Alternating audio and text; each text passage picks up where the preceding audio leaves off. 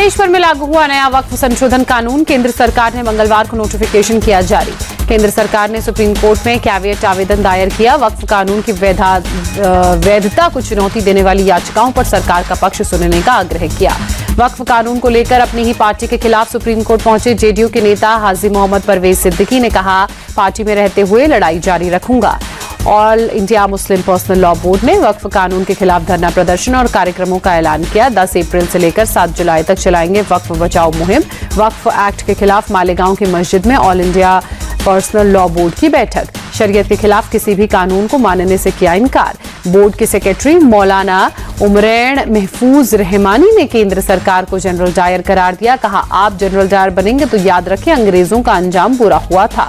वक्फ कानून पर जारी विरोध के बीच आज ईद मिलन के बहाने इकट्ठा होंगे 14 मुस्लिम संगठन। मौजूदा सियासी हालात पर भी हो सकती है चर्चा। लखनऊ में समाजवादी पार्टी के ऑफिस में आज ईद मिलन कार्यक्रम का आयोजन। हिंदू, मुस्लिम, सिख और ईसाई धर्म गुरुओं को भी बुलाया गया। मणिपुर के बिष्णुपुर में भी वक्फ कानून के खिलाफ प्रदर्शन। सड़कों पर उतरा मुस्लिम समाज। अखिलेश यादव के बीजेपी पर हमले लगातार जारी। कहा, अपनी नाकामियां छिपाने के लिए वक्फ कानून लेकर आई है सरकार। अलग अलग शहरों में 100 से ज्यादा प्रेस कॉन्फ्रेंस करेगा मुस्लिम राष्ट्रीय मंच। वक्फ कानून को लेकर फैलाई भ्रांतियां दूर करेगा। अहमदाबाद में कांग्रेस वर्किंग कमेटी की बैठक और राष्ट्रीय अधिवेशन का आज दूसरा दिन। नेता प्रतिपक्ष राहुल गांधी और कांग्रेस अध्यक्ष मल्लिकार्जुन खड़गे करेंगे संबोधित।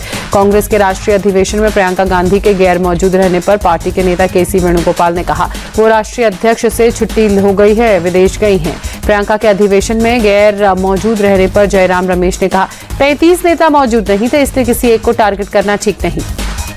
कांग्रेस के राष्ट्रीय अधिवेशन के पहले दिन सीडब्ल्यूसी की बैठक में राहुल गांधी ने कहा, अल्पसंख्यकों की बात करने पर आलोचना होती है, लेकिन हम डरेंगे नहीं, इस मुद्दे को उठाते रहेंगे। राहुल गांधी ने कहा, हम दलित, मुस्लिम, ब्राह्मण समाज में उलझे रहे और ओबीसी हमें छोड़कर चले गए। सीडब्ल्यूसी की बैठक में मल्लिकार्जुन खड़गे ने संगठन को मजबूत करने पर जोर देते हुए कहा, देश की एकता, अखंडता और सामाजिक न्याय हमारी शक्ति। मल्लिकार्जुन खड़गे ने कहा, सोची समझी साजिश के तहत कांग्रेस और उसके नेताओं की छवि खराब की जा रही है।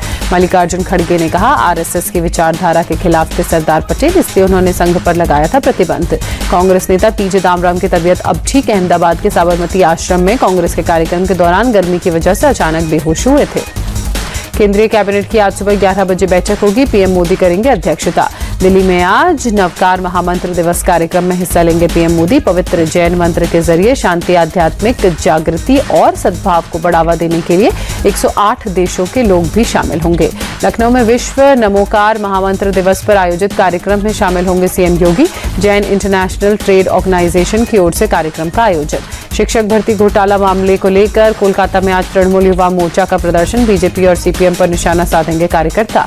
यूएई के क्राउन प्रिंस शेख हमदान के भारत दौरे का दूसरा दिन। मुंबई में आज भारत यूएई के कारोबारियों के साथ बैठक करेंगे। राष्ट्रपति द्रौपदी मुर्मू का पुर्तगाल दौरा पूर्ण हुआ। स्लोवाक गणराज्य के लिए रवाना हुई।